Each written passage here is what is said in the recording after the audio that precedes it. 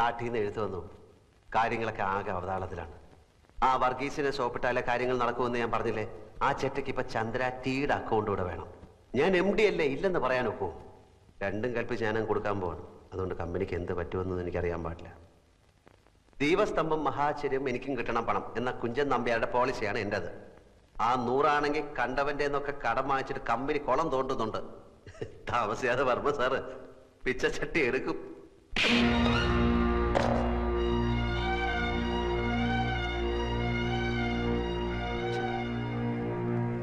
ചന്ദ്രയുടെ കൈയടക്കി,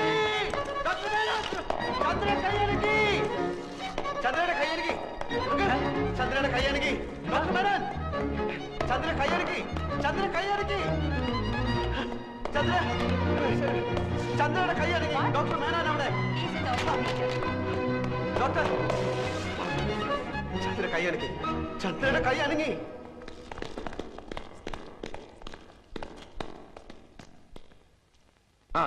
lift your hand. Chandrika കൈയൊന്ന് ഉയർത്താൻ ശ്രമിക്കൂ. Please please. ഏത് കൈയാ ഉയർത്തിയത്?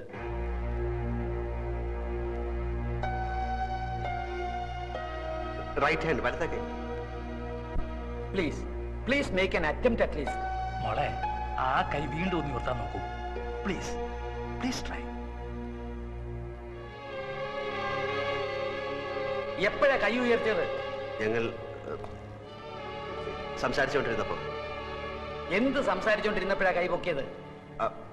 അത് പിന്നെ ഞങ്ങൾ പഴയ കാര്യങ്ങൾ. എക്സാക്ട്ലി എന്താ പറഞ്ഞത്? ചന്ദ്രികയുടെ ആൽഫി എന്താ പറഞ്ഞുകൊണ്ടിരുന്നത്? അത് പറയൂ. വർമ്മ സാറ് വർമ്മ സാറിന് എന്നെ എന്ത് ഇഷ്ടമാണ്, പിന്നെ ഞാൻ അദ്ദേഹത്തിന്റെ മകനെ പോലാണ്, എന്റെ അച്ഛൻ പോലും സ്നേഹിച്ചിട്ടില്ല, അങ്ങനെ എന്നൊക്കെ പറഞ്ഞു. എന്ന് പറഞ്ഞപ്പോഴല്ല, പിന്നെ ഞാൻ എത്ര ഭാഗ്യവാനാണ് നിന്നെ പോലെ പെണ്ണ് കിട്ടാൻ എന്ന് പറഞ്ഞപ്പോ കൈപൊക്കി. എന്നിട്ട് കൈപൊക്കിയിട്ട് എന്റെ കവളത്ത് തൊട്ടു. എക്സലന്റ്. അത് തന്നെ അവളോട് വീണ്ടും പറയൂ. കമോൺ ആൽഫി, അത് തന്നെ പറയൂ. വീണ്ടും റിപ്പീറ്റ് ചെയ്യൂ. പറയൂ. നീ എത്ര ഭാഗ്യവതിയാണ്, ഞാൻ എത്ര ഭാഗ്യവാനാണ്. നീ എത്ര എന്ന് തന്നെയാണോ പറഞ്ഞത്? ഞാൻ എത്ര എന്ന് പറഞ്ഞു, നീ എത്ര? രണ്ടും പറഞ്ഞു, അതും പറഞ്ഞു ഇതും പറഞ്ഞു. അതല്ലേ പറഞ്ഞത്? നേരത്തെ പറഞ്ഞ പോലെ ചന്ദ്രിക നമുക്ക് രക്ഷപ്പെടുത്തണ്ടേ? അതെ. ഞാൻ എത്ര ഭാഗ്യവാനാണ് നിന്നെ പോലെ ഒരു പെൺകുട്ടിയെ കിട്ടാൻ. കൈവക്കൂ പ്ലീസ്. നീ എത്ര ഭാഗ്യവതിയാണ്, ഞാൻ എത്ര ഭാഗ്യവാനാണ്. കൈവക്കൂ പ്ലീസ്. നീ എത്ര... വർമ്മ സാറിനെ പറ്റി പറഞ്ഞില്ലേ? അത് പറയൂ. അത് പറയാൻ പറ്റില്ല. അതെന്താ? അത് പറയാൻ പറ്റില്ല. അതെന്താന്ന് പറയാൻ പറ്റില്ല. വർമ്മ സാറിനെ പറ്റി പറഞ്ഞപ്പോഴല്ലേ കൈവക്കിയത്. ഞാൻ എത്ര ഭാഗ്യവാനാണ്, നീ എത്ര ഭാഗ്യവൻ എന്ന് പറഞ്ഞപ്പോഴല്ലേ കൈവക്കിയത്. അപ്പൊ അത് പറയുമ്പോഴല്ലേ കൈവക്കാൻ പറ്റുള്ളൂ. കൈവക്കൂ പ്ലീസ്. നേരത്തെ പറഞ്ഞില്ലേ? അതുപോലെ സംഭവിച്ചു. കൈവക്കൂ പ്ലീസ്.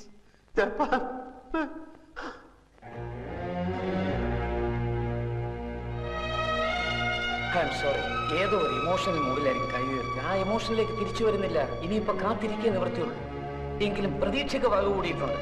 ഞാൻ പറഞ്ഞില്ലേ, ഇനിയല്ല ആൽഫിയുടെ കയ്യില.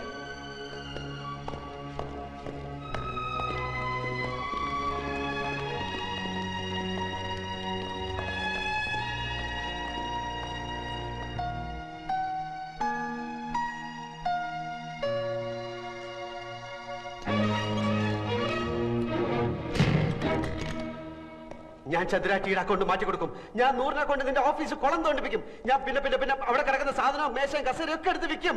ഞാൻ നിന്നെ തന്നെ കൊണ്ട് പിച്ച ചട്ടി എടുപ്പിക്കും. അടിക്കാൻ എടി, ഞാൻ ആൽഫി കൂൽഫി വന്നത് ഞാൻ അപ്പൊ കൊണ്ടാ. നിനക്കറിയാം, ഞാൻ നിന്റെ ആൾക്കാരെ ഒക്കെ പറ്റിച്ച്, ഞാൻ ആ ഏണി പെണ്ണിനെ പറ്റിച്ച് നിന്റെ സ്വത്ത് മുഴുവൻ ഞാൻ അടിച്ചെടുത്തോളൂ. എന്നെ അടിക്കടി. ഞാൻ നിന്റെ തന്നെ തെണ്ടി കുത്തുവാള എടുത്ത് വഴി നിൽക്കുമ്പോൾ ഞാൻ കണ്ട ഭാവം കാണിക്കില്ല. അടിക്കടി. നിനക്ക് ചുണ ഉണ്ടെങ്കിൽ അടിക്കടി. നിനക്ക് ധൈര്യം ഉണ്ട് എന്റെ കണ്ണക്കുറിക്ക് അടിക്കടി. അടിക്കാൻ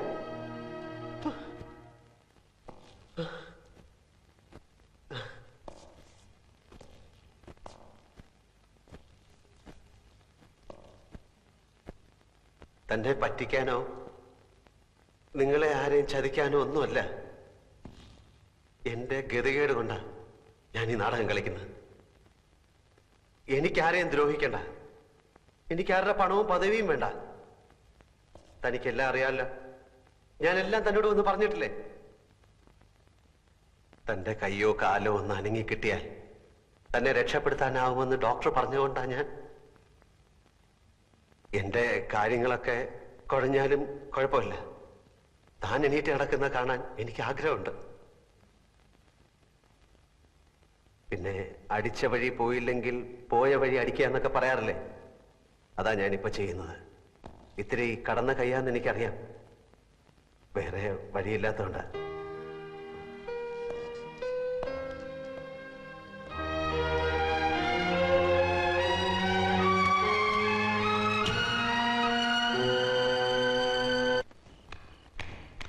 ആ 10 മണിക്കാണ് ട്രെയിൻ.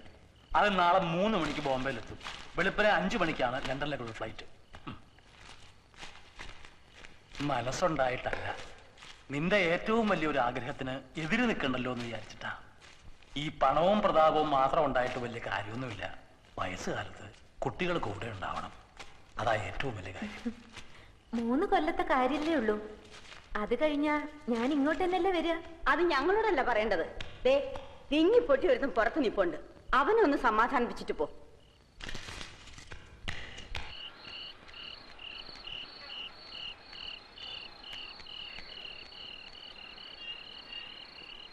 അച്ഛാ, പിണങ്ങിയിരിക്കണോ? ഞാൻ പണിയാൻ നിനക്കെന്താ? നിനക്ക് ഇംഗ്ലണ്ടിൽ പോകുന്നതല്ലേ വലിയ കാര്യം. ദേ ഇങ്ങോട്ട് നോക്കി. പപ്പ എന്നെ പഠിക്കാൻ അയച്ചപ്പോ അച്ഛന് പറഞ്ഞുകൂടായിരുന്നോ ഞാൻ വെറും ഡ്രൈവറാണ്, എന്റെ മോൾ ഇവിടെ വല്ല തൂത്തു തുടപ്പോ അടുക്കള പണിയോ ചെയ്തോണ്ട് ഇവിടെ നിന്നോളുന്നു? അതിപ്പോ എല്ലാ തന്തമാർക്കും തോന്നില്ലേ മക്കള് പഠിച്ച് നന്നാവണമെന്ന്? അതിനല്ലേ ഞാൻ പോകുന്നത്. 3 വർഷം പഠിച്ച് വലുതായി മിടുക്കിയായി അച്ഛന്റെ അടുത്തേക്ക് തന്നെ തിരിച്ചു വരാൻ. പിന്നെ ഞാൻ അച്ഛന്റെ കൂടെ തന്നെയാ. ഞാൻ വേഗം വരും. പക്ഷേ ഒരു കാര്യം, നീ സായിപ്പിനോട് മിണ്ടാനും പിടിക്കാനും ഒന്നും പോണ്ട. ഇല്ല, എനിക്കറിയാം, ഉമ്മ തരും. ആ അത് തന്നെയാ. പിന്നെ പപ്പയോടും വല്യമ്മയോടും മറ്റെല്ലാവരോടും പ്രത്യേക അനുഗ്രഹം വാങ്ങണം. പോകും മുമ്പ് ആ ആൽഫിയെ കൂടെ ഒന്ന് കാണണം എന്നുണ്ടായിരുന്നു. എന്തിന്? ഞാൻ വിചാരിച്ചതുപോലെ കുഴപ്പക്കാരനല്ല അയാള്. എവിടെയോ ഒരു നല്ല മനസ്സുള്ള ആളാണെന്ന് തോന്നുന്നു. അതൊന്നും എനിക്ക് അറിഞ്ഞൂടാ. ഞാനിപ്പോ ചെകുത്താന്റെയും കടലിന്റെ ഇടയിലാ കിടക്കണേ. ഏതായാലും നാളെ നീ അങ്ങോട്ട് പറക്കല്ലേ. അവിടെ എന്നെ പോലുള്ള ഒരാൾക്ക് എന്തെങ്കിലും പണി കിട്ടുമെന്ന് നീ ഒന്ന് തിരക്കി വെച്ചോ. ഇവിടത്തെ പണി എത്ര നാളുണ്ടാവും എനിക്കറിയില്ല. ആ പിന്നെ ഞാൻ കാലത്ത് പോകും മുമ്പ് അയാളെ കാണാൻ പറ്റുമെന്ന് തോന്നുന്നില്ല. അച്ഛൻ ഈ എഴുത്തൊന്ന് അയാളെ കൊടുത്തേക്കോ? എന്താ സമ്മതം കിട്ടിയോ? കിട്ടി. അതേതായാലും നന്നായി. ഇല്ലെങ്കിൽ നീ പോയാൽ ഇയാളിനെ പ്രായി കൊന്നേനെ. കോണ്ടസാ റിപ്പയർ അല്ലേ? അവക്ക് രാവിലെ പോകാൻ ടാക്സി അറേഞ്ച് ചെയ്യണം. ഇപ്പൊ തന്നെ എന്റെ ആവി പോയാനെ. ദാ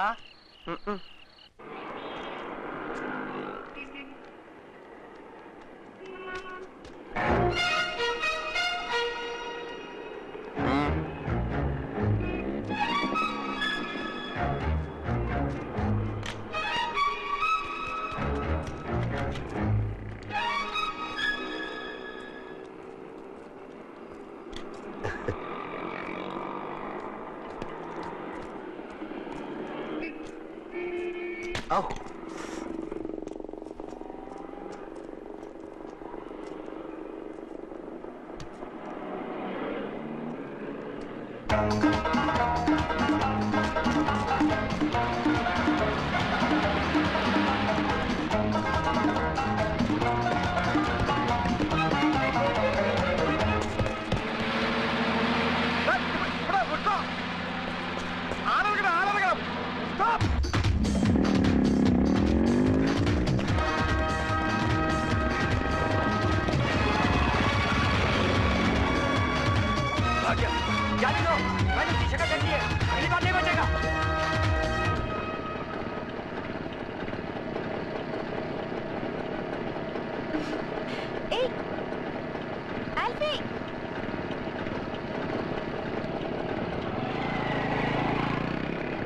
भैया उस मोटरसाइकिल के पीछे जाओ प्लीज, जाओ।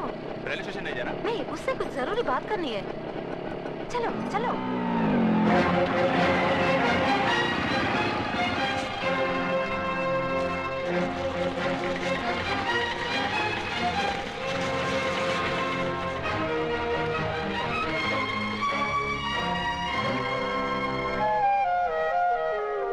Please wait.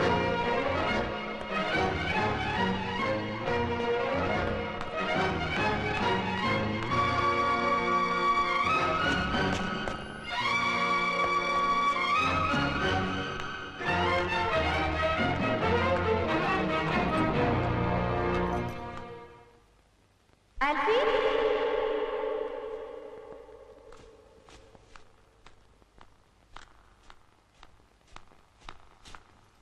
ആൽഫി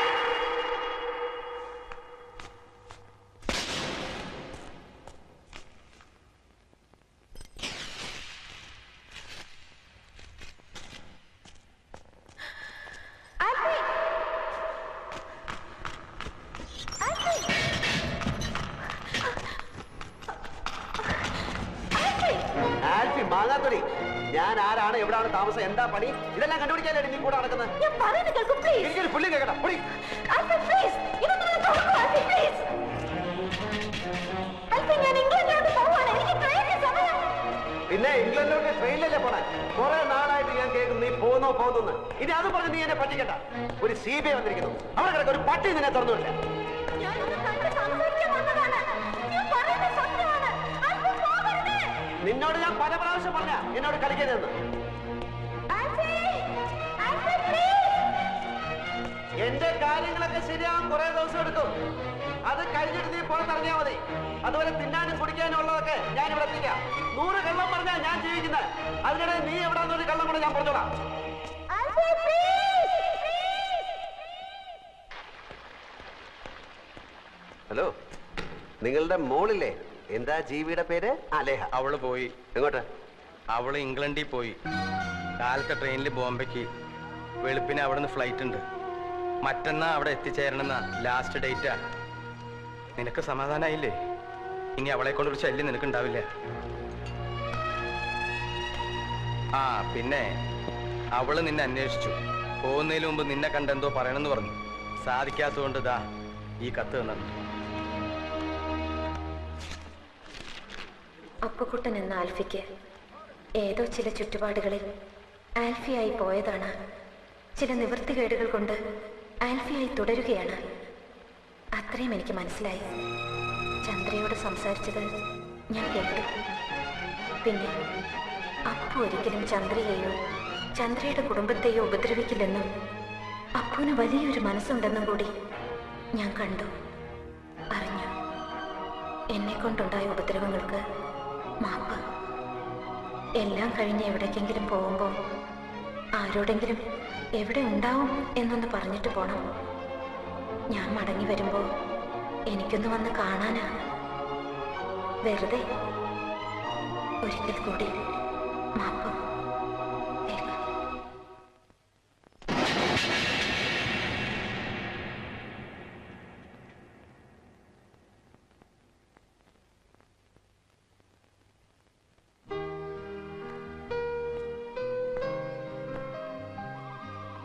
ലേഹയുടെ ഫ്ലൈറ്റ് ഇപ്പൊ പോയി കാണും അല്ലേ?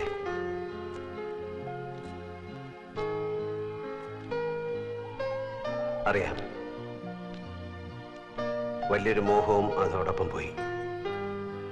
ഞാനൊരു ഒന്നാന്തരം കള്ളനാണ്. അന്തസ്സും ആഭിജാത്യമുള്ള ഒരു കുടുംബത്തിലാണ് പിറന്നത്. പിന്നെ ഇങ്ങനായിപ്പോയി. ജീവിക്കാൻ വേണ്ടി ചെറിയൊരു കള്ളം പറഞ്ഞാ തുടങ്ങിയത്. പിന്നെ അത് പിടിച്ചു നിർത്താൻ വേറൊന്ന്, പിന്നെ അത് പൊളിയാതിരിക്കാൻ വേറൊന്ന്. അങ്ങനെ കള്ളത്തരങ്ങളുടെ ഒരു കൂമ്പാരത്തിന്റെ മുകളിലാണ് ഞാനിപ്പോൾ നിൽക്കുന്നത്. ഒന്ന് പൊളിഞ്ഞാൽ മതി, പിന്നെ പടപടാന്ന് പൊളിഞ്ഞു വീഴും. ജാതകത്തിന്റെ ബലമോ ദൈവാനുഗ്രഹമോ എന്തുകൊണ്ടോ ഇതുവരെ പിടിച്ചു നിന്നു. ഒരു വശത്ത് ദൈവത്തിന്റെ രൂപത്തിൽ ചന്ദ്രയും വർമ്മസാറിനെയും പോലെ ചിലര്, മറുവശത്ത് ചെകുത്താന്റെ രൂപത്തിൽ നിന്നെ ആ സത്യപാലനെയും പോലെ ചിലര്. ദൈവങ്ങളുടെയും ചെകുത്താന്റെയും ഇടയിൽ കിടന്ന് ചക്രശ്വാസം വലിക്കുന്ന ഞാൻ. ആ വെപ്രാളത്തിൽ പറ്റിപ്പോയൊരു അബദ്ധമാണിത്. പലരോടും പല കൊച്ചു കൊച്ചു ദ്രോഹങ്ങൾ ഞാൻ ചെയ്തിട്ടുണ്ട്. പക്ഷെ അതൊക്കെ ചെയ്തപ്പോഴെല്ലാം അതിനെല്ലാം എന്തെങ്കിലും ഒരു പരിഹാരം ചെയ്ത് പാവം കഴുകി കളയണമെന്ന് ഞാൻ വിചാരിച്ചിട്ടുണ്ട്. പക്ഷെ ഇത് എനിക്കൊന്നും ചെയ്യാൻ പറ്റില്ലല്ലോ. എങ്ങനെയാ ശിക്ഷിക്കേണ്ടതെന്ന് വെച്ചാൽ ശിക്ഷിക്കാം. ഞാൻ കൈയും കെട്ടി നിൽക്കേ ഉള്ളൂ.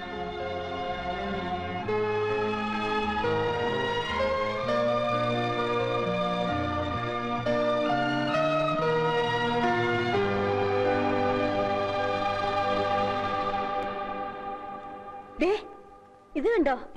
രാജ്യം വിട്ടുപോയ പെണ്ണ് ദാ വന്നിരിക്കുന്നു. എന്തു പറ്റി കുട്ടി? ഞാൻ പോകുന്നില്ല.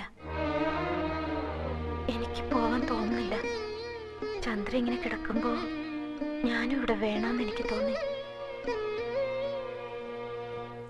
എനിക്കറിയാം, അവക്കങ്ങനെ തോന്നും. അവളും പപ്പയുടെ മോളല്ലേ.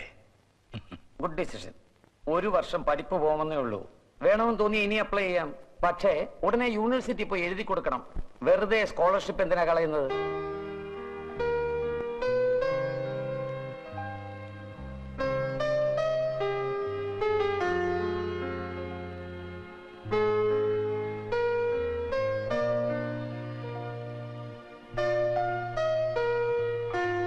എന്താ എന്നെ ശിക്ഷിക്കുന്നില്ലേ?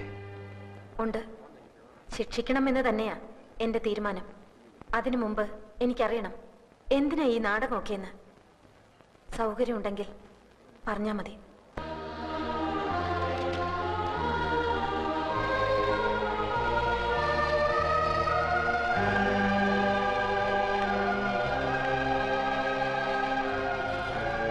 പുറത്ത് പോലീസ് നിൽക്കുന്നുണ്ട്. കുറെ ആൽഫിമാരെ അറസ്റ്റ് ചെയ്യാൻ. തന്റെ സുഹൃത്ത് അപ്പുക്കുട്ടനും ഇത് തന്നെയാ പറഞ്ഞത്. അയാളും ഉണ്ട് പുറത്ത്. അന്തസ്സുള്ള ഓഫീസായത്. ഇതിനകത്ത് പോലീസുകാർ കയറി MD അറസ്റ്റ് ചെയ്തെന്നറിഞ്ഞാൽ ഞങ്ങൾക്ക് അതിന്റെ നാണക്കേട്. അതുകൊണ്ടാ ഞാൻ അവരെ പുറത്ത് നിർത്തിയത്. മനുഷ്യന് അത്യാർത്ഥി പാടില്ല അല്ലേ? താൻ വരുന്നുണ്ടോ അതോ ഞാൻ അവരെ ഇങ്ങോട്ട് വിളിക്കണോ? വേണ്ട, നമ്മള് വരാം. പോലീസ് ഇങ്ങോട്ട് വന്നാൽ ഈ ആഫീസിലുള്ള എല്ലാരും കൂടി നമ്മളെ എടുത്തിട്ട് ഇടിക്കും. ഈ തിങ്കളെ അടി നമ്മൾ നേരത്തെ കണ്ടിട്ടുള്ളത്. മാമാനെ അടിച്ചിട്ട് മാമാന്റെ എല്ലിന്റെ എണ്ണം കൂടി പല്ലിന്റെ എണ്ണം കുറഞ്ഞ്. എന്നാ വാ. എവിടെ പോലീസ്? എവിടെ പോലീസ്? പോലീസില്ല, ഇവിടെ കള്ളന്മാരേ ഉള്ളൂ. ഇത് അരക്കള്ളൻ, ഇത് മുക്കാക്കള്ളൻ, ഇത് മുഴുക്കള്ളൻ. ഇവരെന്താ ഒരുമാതിരി ശവം പോലെ നിൽക്കുന്നത്? ഞാനൊന്ന് വരട്ടി. പുറത്ത് പോലീസ് നിൽക്കുന്നു എന്ന് പറഞ്ഞു. അത് ശരി. പോലീസും പട്ടാളൊന്നുമില്ല, ഞങ്ങൾ നിന്റെ കല്യാണം നടത്താൻ വന്നതാ. വീരാനിക്ക് എണീറ്റ് നടക്കുന്നതിന് മുമ്പ് നടത്തിയില്ലെങ്കിലേ അവളുടെ നിക്കാഹും നിന്റെ മയ്യത്തും അന്ന് ഞാൻ പറഞ്ഞ പോലെ നടക്കൂ. രജിസ്റ്റർ ഓഫീസിൽ പോയി നീ മൈമേനും കൂടി ഇന്ന് ആപ്ലിക്കേഷൻ ഒപ്പിട്ട് കൊടുക്കണം. ആർക്കെങ്കിലും എതിർപ്പുണ്ടോന്ന് അറിയാൻ അവർ ഒരാഴ്ച ആ നോട്ടീസ് ബോർഡിലിടും. വീരാനിക്ക് ആശുപത്രി കിടക്കുന്നുണ്ട്, അത് കാണൂല. അത് കഴിഞ്ഞ കല്യാണം. സാക്ഷി ഒന്ന് ഡോക്ടർ മേനോൻ, 2 ലേഹ പോരെ. ഇവിടെ നമ്മളെ ശത്രു അല്ലേ? ഇടാ അതൊക്കെ പണ്ട്. ഇപ്പൊ പടച്ചോന്റെ പുതിയ രൂപ. ആൽഫിക്ക് കുറച്ചാളോട് ആയുസ് നീട്ടി കിട്ടി. അപ്പക്കുട്ടാ തൊപ്പിക്കാരാ എപ്പ കല്യാണം? മകരമാസത്തിൽ വേലി കെട്ടിയിട്ടപ്പ കല്യാണം.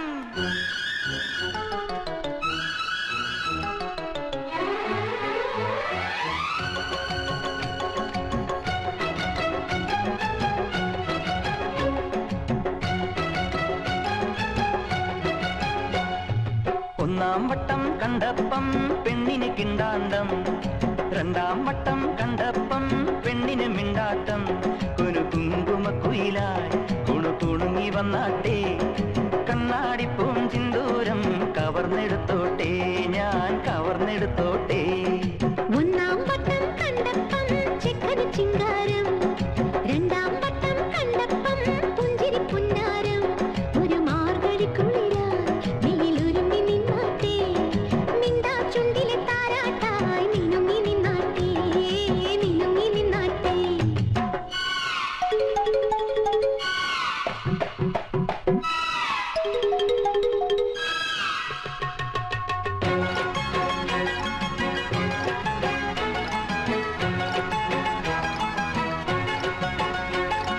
కొన్నెరి కొన్నెరి కోనారి కట్టిన కిని నాచిరే, ఇల్లిన కిని నాచి కట్టోరే రే రే.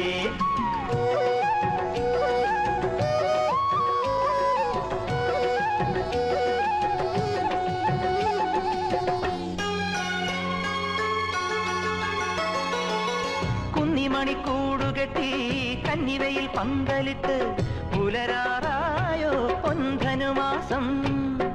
അന്തിമുകിൽ ചാന്തണിഞ്ഞ് അല്ലിവയിൽ കപ്പലിട്ട് അഴകായി നിന്നോ ചെമ്മുകിൽ മാനം.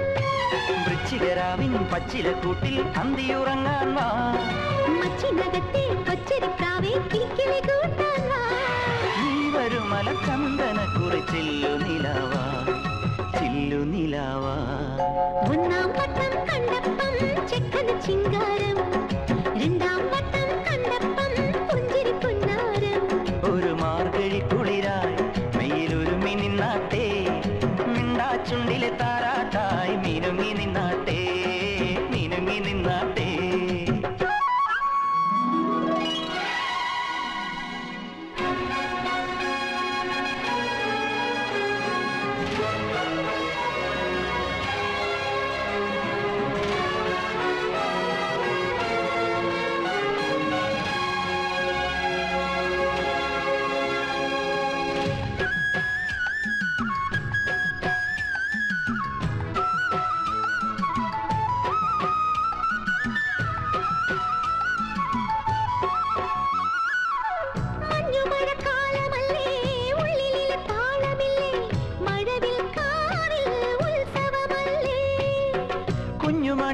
മാവേലി തന്നും മംഗളങ്ങൾ നേർന്നൊഴിഞ്ഞും മനസ്സിൻ കൂട്ടിൽ കുടിയിരുത്താലോ.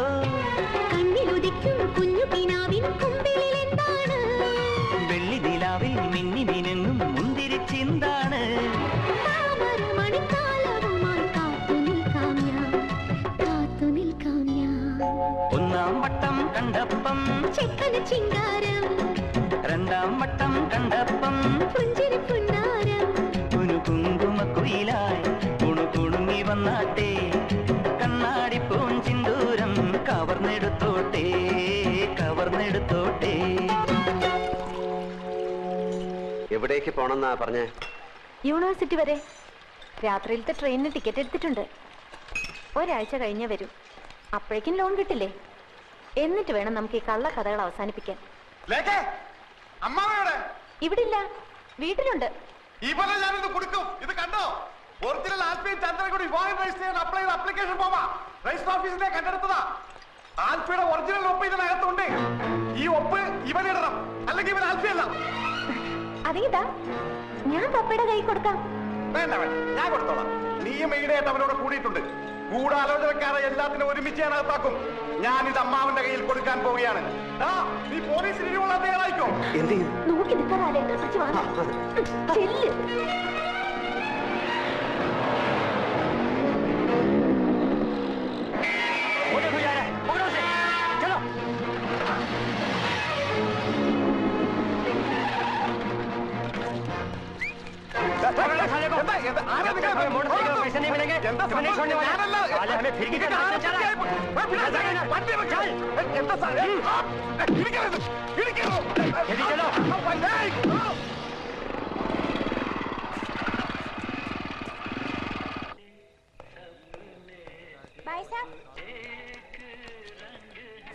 ചിട്ടി